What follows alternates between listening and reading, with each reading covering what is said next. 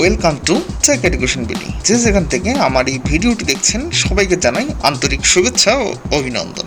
আজ আমি যে বিষয়টি নিয়ে কথা বলবো সেটি হলো এআই কিভাবে কাজ করে এবং এর ধারণা মূলত তৈরি হয় কোথা থেকে, মানে কবে থেকে আর কি। ঠিক আছে, আচ্ছা, আমরা জানি এআই হলো কৃত্রিম বুদ্ধিমত্তা। এটি মূলত মানুষের দেয়া বিভিন্ন ডেটা বিশ্লেষণ করে নির্দিষ্ট সিদ্ধান্ত প্রদান করে। সহজভাবে বলতে গেলে এআই হলো একটি বুদ্ধিমান মেশিন যেটি মানুষের দেয়া বিভিন্ন ডেটাগুলো বিশ্লেষণ করে একটি নির্দিষ্ট ফলাফল প্রদান করে বা সিদ্ধান্ত প্রদান করে। এই ধারণাটি সর্বপ্রথম প্রদান করেন অ্যালান টিউরিং। দ্বিতীয় বিশ্বযুদ্ধের পর 1950 সালে তিনি সর্বপ্রথম তার একটি লেখার মাধ্যমে এই এআই বা কৃত্রিম বুদ্ধিমত্তার ধারণাটি স্পষ্ট করেন।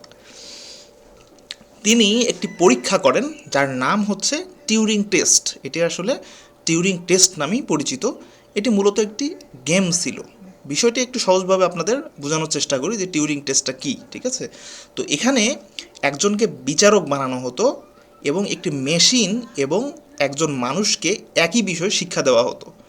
মানে একজন বিচারক থাকতো, একটি মেশিন এবং মানুষকে একই বিষয়ে শিক্ষা দেওয়া হতো। এরপর কমপক্ষে 5 মিনিট পরীক্ষা নেওয়া হতো।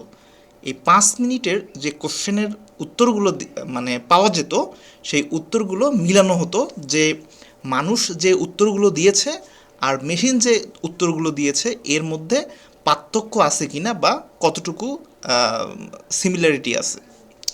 আচ্ছা, তো এখান থেকেই মূলত এই যে এআইয়ের সেভাবে স্পষ্টভাবে মানে সূত্রপাত প্রকাশ করে আর কি। তো এরপর থেকে বর্তমান সময়ের পরিপ্রেক্ষিতে আজকে এআই এই পর্যায়ে চলে আসছে।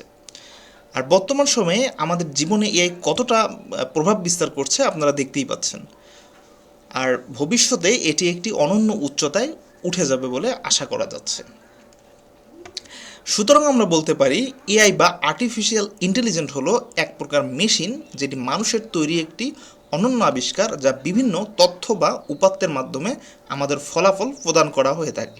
ঠিক আছে, আমাদেরকে ফলাফল প্রদান করে।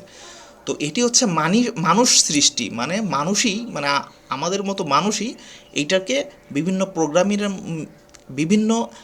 প্রোগ্রামিংয়ের মাধ্যমে বিভিন্ন ডেটাগুলো যখন এর মধ্যে ইনপুট করে তখন ওই ডেটাগুলো বিশ্লেষণ করেই কিন্তু সে তথ্য প্রদান করে। অনেকেই মনে করে থাকেন যে চ্যাট জিপিটি এটি একটি এআই।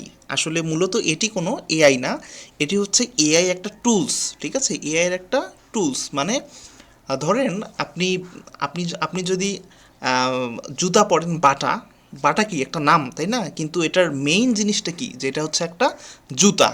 তো এই রকম হচ্ছে এআই হচ্ছে মেইন নাম, আর হচ্ছে চ্যাট জিপিটি এটি হচ্ছে ধরেন এরকম বাটা।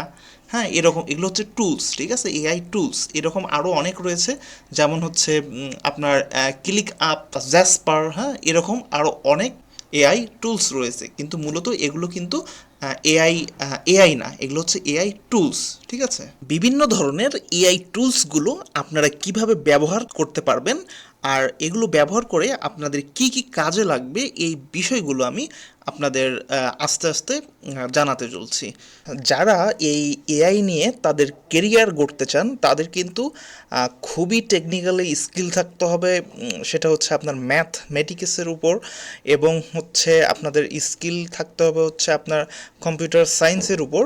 ঠিক আছে, অথবা হচ্ছে আপনার যারা আসলে কম্পিউটার সায়েন্সের উপর ব্যাচেলার করেছে, হ্যাঁ, তারপর হচ্ছে কগনিটিভ সায়েন্স থিওরি এগুলো সম্পর্কে যারা জানে, ব্যাস ইন সিএস, হ্যাঁ, এইগুলো সম্পর্কে যারা জানে, তো এদের জন্য আসলে এই এআই শেখাটা খুবই সহজ হবে।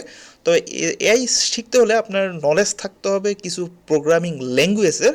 সেই প্রোগ্রামিং ল্যাঙ্গুয়েজগুলোর মধ্যে পাইথন আর জাভা, এই দুটি আমি মোটামুটি একটু জানি। তো আমি নেক্সট ভিডিওতে আপনাদেরকে পাইথন এবং জাভা নিয়ে আপনাদেরকে জানাতে চলছে যে এগুলো এআই এর সঙ্গে কিভাবে সম্পৃক্ত। তো আজ এই পর্যন্ত। সবাই ভালো থাকবেন, সুস্থ থাকবেন, টেক এডুকেশন ভিডিওর সঙ্গেই থাকবেন। আর আপনারা যদি এআই রিলেটেড ভিডিও পেতে চান তাহলে অবশ্যই চ্যানেলটি সাবস্ক্রাইব করুন এবং পাশে থাকা বেল আইকনটি ক্লিক করুন। ধন্যবাদ।